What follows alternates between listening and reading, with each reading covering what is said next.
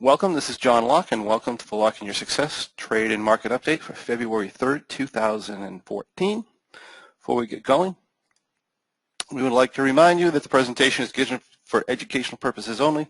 We're not broker-dealers or financial advisors, and we're not making any specific trade recommendations. Also be aware that any trades and or results covered in the presentation may or may not be live trades. In the event something that is actually computer simulated, we do the best we possibly can to make sure it's as accurately represented as possible. And also the risk of loss in trading options can be substantial, so please be aware of your risks prior to placing any trades.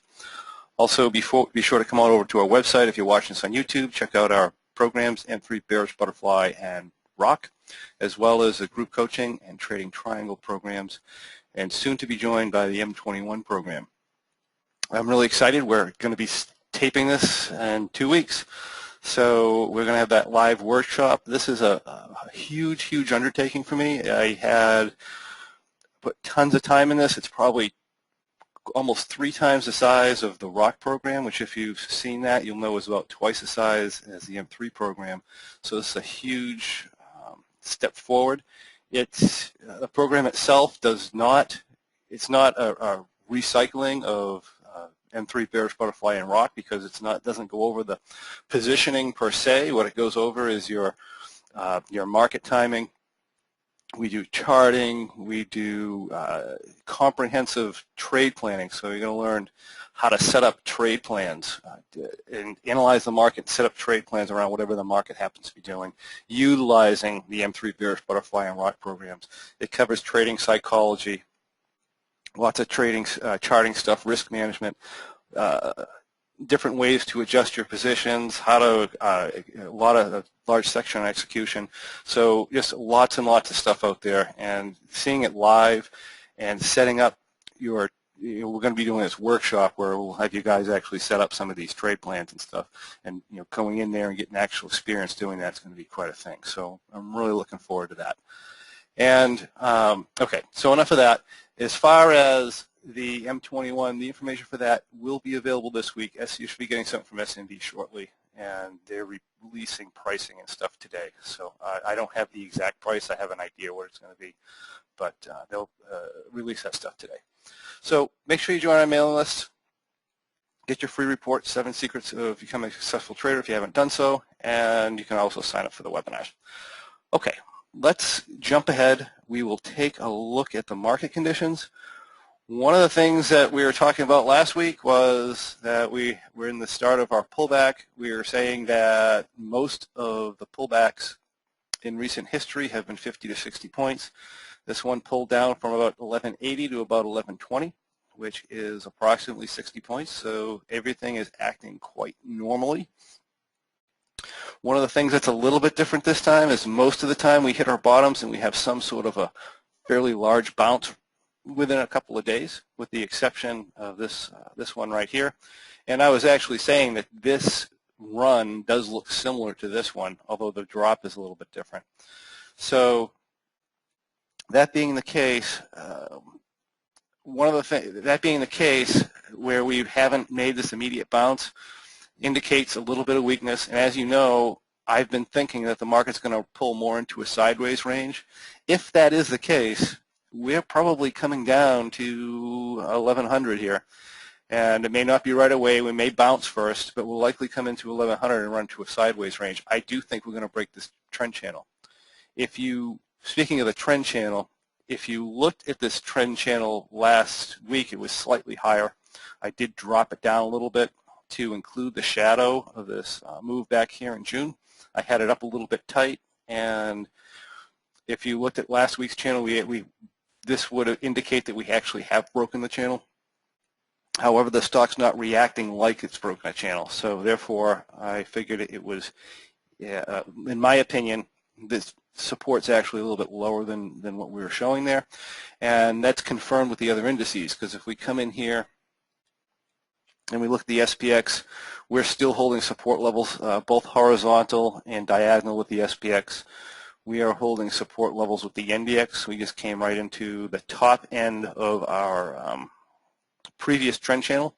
So if we take this and just mark this in let's see, what's a good color? We'll mark it in blue. And this was our previous trend channel, and we had a blow off into a steeper trend channel, and now we're retesting the top of the trend channel again, which is completely normal behavior for our market. So this is fine. This is holding support fine. The Dow has broken its trend channel, broke it quite a while ago, and we came down to, as I was saying last week, we're very likely to come down to this horizontal support, which isn't a surprise. Even coming into this weekly diagonal support is pretty likely this week. So this is the one thing that's kind of goofing my analysis up, because I'm thinking that the Dow should have a respectable bounce off of the weekly trend channel at some point in the next week or two. If that actually happens, then that's going to drag everything else up with it and going to keep us a little bit higher in the Russell and so forth. So if the Dow bounces, it may keep us in this range a little higher than I initially thought.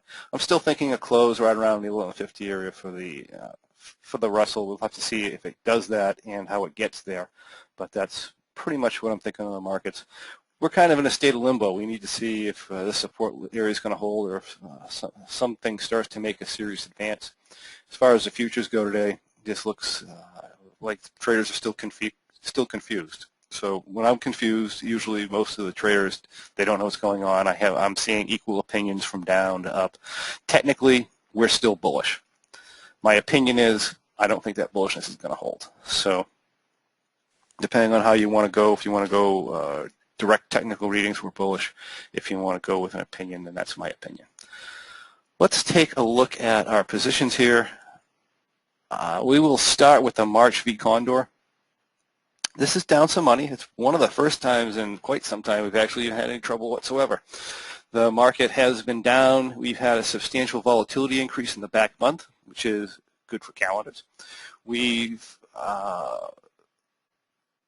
had to buy back 2 of these puts and to keep our delta under minus 50, and we've had a drawdown of about $2,300. A lot of that's volatility. We get a volatility lift and the market straightens out. It'll come back a little bit. If we take a look at our analyzed graph, a lot of our expiration graph is underwater. And if we come back into here, we'll take out the straddle. Probably looking at, usually you get a month like this, you're probably looking at just a very small profit, $1,000 or so, maybe a couple thousand, but probably not any more than that, unless we get some sort of an explosive bounce, in which case that would put us up into here, and we could maybe get our 3,000, or if it continues to creep back and it's not too strong, we might be able to make something back here, but it's going to take right up into expiration to do so. So here we are. I mean, the trade is fine. As far as trying to hit some sort of a profit target, it's probably pretty much over, but it's very likely that we can still make money here. So that's the March V Condor. Next trade I'd like to take a look at would be the March Bearish Butterfly. Of course, that trade loves this, right? We got our down move. We put this on.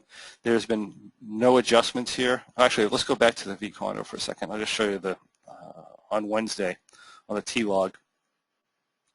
I bought back that one more March 1080 put when the market dropped down.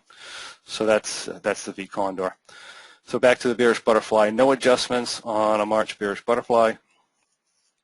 It's up about $1,800, slightly positive delta. If we hold range, that will be really nice. If we don't hold range, then we'll do just regular adjustments to the upside. And if we hold, as long as we hold 1,100 here, there's probably not going to be any sort of adjustments to this to the downside. If we do hit that or come back towards the end of the day, we exceed that area, our plan is to roll this back to at the money as per guidelines. And in reality, rolling it back to an M3, if you know an M3 program, would probably be a decent move as well. As far as what we're going to do on the website, we're just going to follow the guidelines. So that's the Bearish Butterfly for March. As far as the Bearish Butterfly for February, I exited that on Friday. It was 21 days to expiration. We were well over our 10% profit target, so I'll kind of show you what this looked like at, let's see,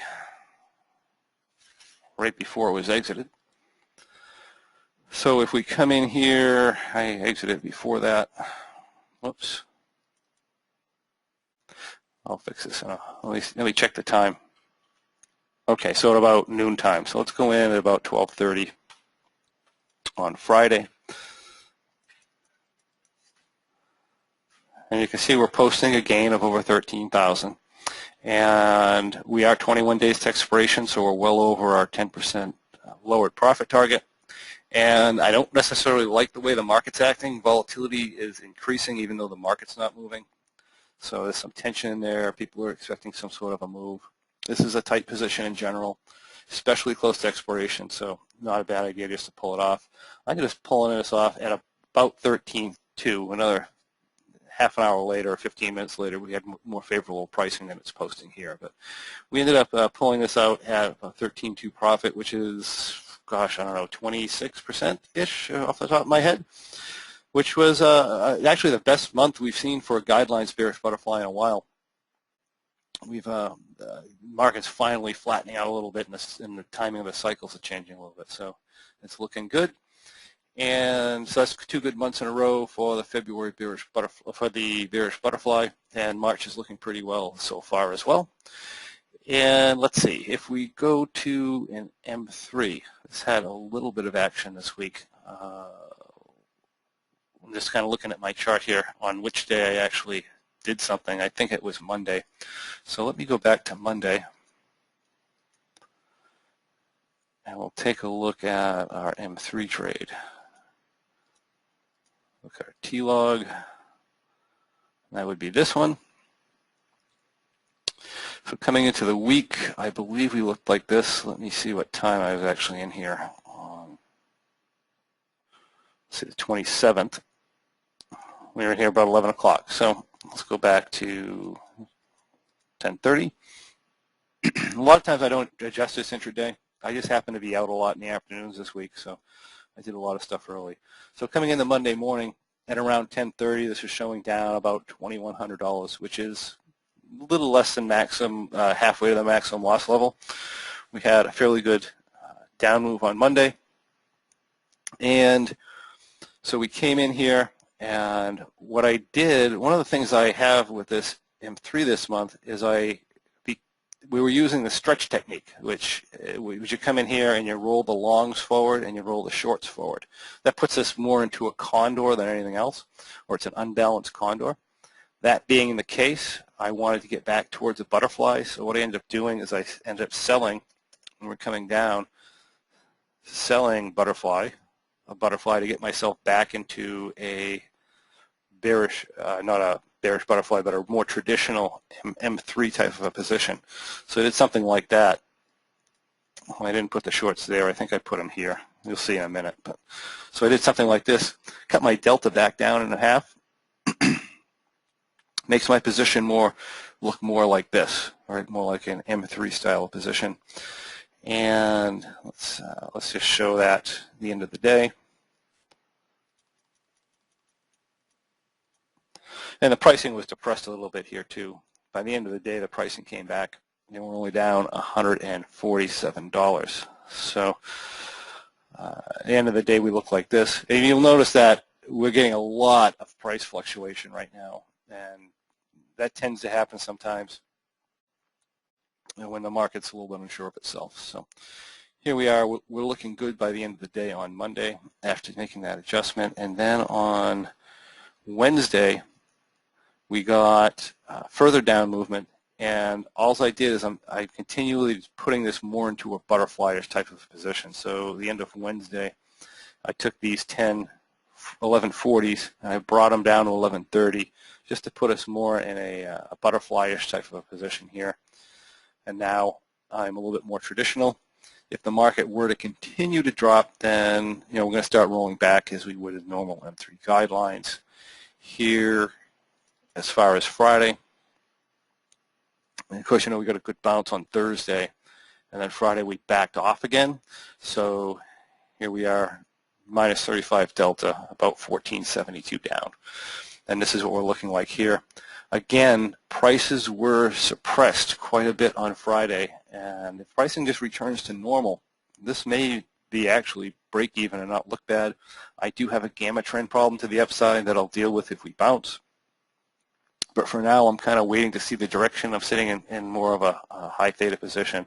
If we start pulling back too far, we will be rolled back. So that is where the M3 stands. Not in terrible shape, but not the best shape either. But it's doing fine. Let's take a look at the ROCK trade. When last week I was telling you I didn't like the entry on this, and I still don't like the entry on it. Basically, what ended up happening here is, let's go to the ROCK trade, and we'll come back to the beginning of the week.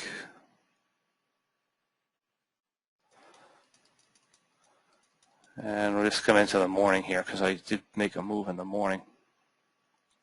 So this is what the position looked like coming into the week. It's down about $340. We were a little bit positive delta. We'll roll back. We're basically in a ROCK position, half rolled back. Not a surprise with the down move. With the continued down move on Monday, I started coming into an M3, we call an M3R position. So I took these 1140s. I brought them down to 1120. The position now looks like this. Technically, an M3R, if it's fully into an M3R, we're going to drop out of these call butterflies up here and add a long call and make this look more like an M3 trade. I did not do that on Monday. I waited. I just dropped I rolled these back Monday morning, held my position for a while. I wanted to see where the market was going to go.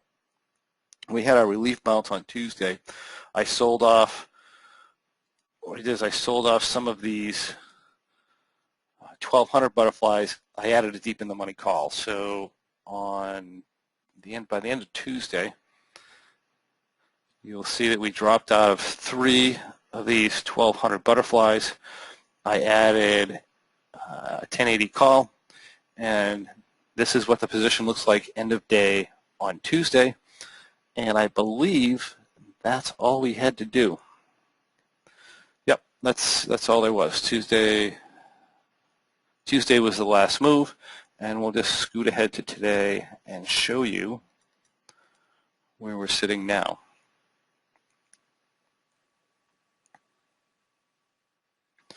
So here we are. We're down about $13.50. Like I said, the pricing was not good Friday afternoon. I'm thinking if the pricing just normalizes itself today, then this will probably actually be up money. But that's where we're standing for now. And the very last trade we have on, I'll just show the T-log on that again so people who are interested can take a look. And if we go to the last position we have on, which is a February V Condor, which is up about $1,500. It has had no adjustments since we did the call adjustments to the upside. This is on the verge of being whipsawed, which is very unusual for a V Condor. I mean, it's a very, very wide position, and we had to buy back 3 calls on the upside, which in itself isn't terribly abnormal. I mean, on a very strong up move, then you'll have to do something like that. For it to hit the upside and then come back and hit the downside would be very unusual. We're actually not far from that. So we've had a pretty good move during the duration of the trade, one way than the other. So, but anyway, for now, this is looking very good, and we have no issues with that. So that's all our positions, and I don't know if anybody has any questions, but I'm opening up to questions now if they are there. Just a note, please, if you do have a question, put it in the questions panel, not in the chat panel, because I accidentally closed my chat panel and I can't find it. So, okay, question about the February M3. Oh, you're welcome, Ray.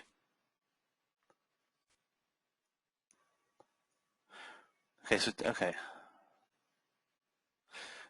The Monday morning recordings are posted. The Monday morning recordings are posted on my website at Locke in Your Success, L-O-C-K-E. Actually, you can see the address at the beginning of the program, lockeinyoursuccess.com. Look in the blog section, and they're all posted right there.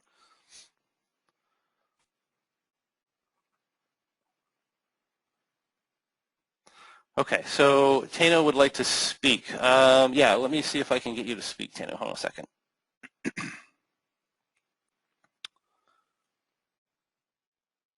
See if I can unmute you here. Hey, good morning, Tano. Hey, John. Thank you for letting me ask a question. Sure. Can you hear me? Yes, I can. Everything is fine. The February M3, my position was a little different than yours. Going into Wednesday of last week, I had some 1120 butterflies and some 1130 butterflies on. Okay. And my question relates to adjusting it. I was maybe down about 3% going into Wednesday afternoon. Right. And then the market started going down after the Fed announcement. And I bought some put verticals to just hedge against a downside move. So the next day the market reverses, bounces up. Right. I took those off and I bought some call verticals. Okay. Which then ended up hitting me on Friday. And I reached my max loss and I just got out of the whole thing. But my question is, what could I have done different? Was I getting too close to expiration? Or should I just have not done anything? Well, one of the things... I just feel like I acted ahead. Right. Well, you may or may not have. See, that one of the principles with the M3 in general is, and I'm violating it right now, one of the principles is that when we make a downside adjustment, we should put that generally I like to do it without affecting the upside. So essentially you put yourself in a position where it was your delta range was too tight for the back and forth movement we're getting in the market. Right. So one of the things I like to do with the M3 is to avoid doing this. This isn't always the best tactic to do because it makes you extremely vulnerable to whipsaws. So when you roll back to correct your downside delta, you could have rolled back in a manner that kept your T+0 line flat to the upside, so you didn't have to adjust when it reversed. So I would have been better off just rolling back my 1120s, the butterflies, instead of buying verticals. Yeah, I mean, like I said, you never know what your best move is because you don't know what the next move in the market's going to be.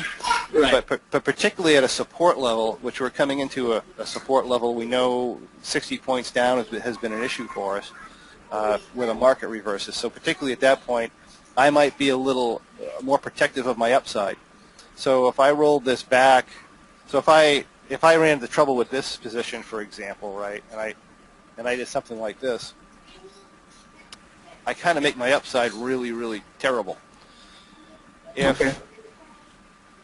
In contrast, if I took this whole position and I rolled it back to, say, here, let me see the easiest way to do this, because it's not a regular butterfly. So say if I bought, let's just say I bought 5 of these.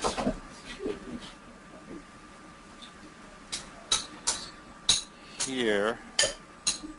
And I sold 5 of these, minus.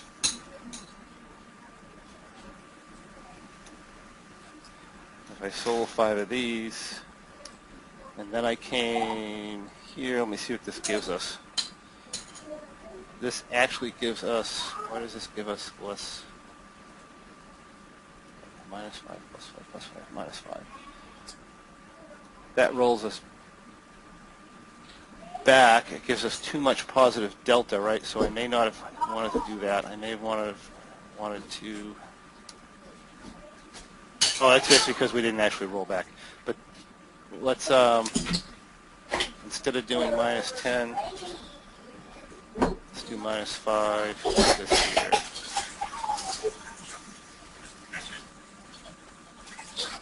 All right. So if I go with my existing site. See how I flatten my delta a little bit, but I also flatten my gamma curve? Okay. Right, so when I'm adjusting to my back, when I'm adjusting down, I'm correcting my downside delta. I mean, I could do this more drastically if you wanted to, but I'm correcting my downside delta, but at the same time, I'm also making it less damaging to me if the market reverses. Now, what you did was just roll down your butterflies? Essentially, yeah. I mean, this is a complicated way to do it, but I mean, it's not that complicated. But essentially, all I did is I rolled half my position back to here, and I kept the vertical spread in. Okay. Right. So that's if I converted this. Right. It looks something like this, where I had 5 butterfly. I'd have a full butterfly here at 11:20, and I'd have partial. I'd have a butterfly or a broken wing condor back here with the 1100 shorts and the 1130 shorts. Right. Okay. So it just puts me in a bit of a complicated position, but it does. It kind of accomplishes the goal of trying to protect my downside without risking without having the upside being a terrible Right. Okay. gamma problem, or at least it's even less than it was before. So that's how I would probably deal with that. Of course, you could just roll the whole position back and reset a little bit further back, and when you do that, keep your T+0 line flat to the upside. Okay? Okay. Thank you so much. Oh, you're welcome. I gotta pull this out. I'll do that later. I'll pull it out later. All right, let's see what else we have here for questions. We got. It just says it's amazing most of the positions are up in spite of the positions being Vega trades. Right. How do I explain that? Well, one of the things in general is that our positions are negative Vega, but you got to remember it's a negative Vega composite position. So all the analyze software is doing is it's taking the volatility of all your options happen, it gives it a composite thing, and it tells you it's negative Vega. The reality is, if you look at butterflies in general, unless you have a huge volatility increase in the market, in other words, just an overwhelming large volatility increase, which we really didn't have, and we had a volatility increase, but it's nothing that bad. Unless you have this really, really huge Vega increase, generally the values of a butterfly as they come into the short strikes are going to gain value even with a volatility increase. And the value of butterflies in general with a large price move up generally lose money faster than is predicted on our T+0 line. So a lot of times you'll get a fast up move, you have a negative Vega trade, volatility comes down, you're expecting it to gain value, but it doesn't, right? Because and a big part of that is the Vega, or I put it differently, I said that the value or the time value in each individual option, the way they price them, when the market goes up on a butterfly, they price them in a manner that's going to make the butterfly less valuable. And generally when the market comes down, the volatility on the individual options gets structured in a manner where the butterfly is typically going to gain or hold its value to the downside. So that's mainly what happens. So you can't get caught up in looking at a Vega trade and saying that, geez, I'm negative Vega, so if Vega goes down, the position's going up. That's not necessarily true. And that's particularly not true with like calendars and diagonals, right? Because with a calendar and a diagonal, you're showing a positive Vega, and you assume that if market volatility goes up, that the position value is going to go up. But that's not the case at all. The position value depends on the volatility going up in the back month or the further away month, and the volatility in the front month not going up faster than that.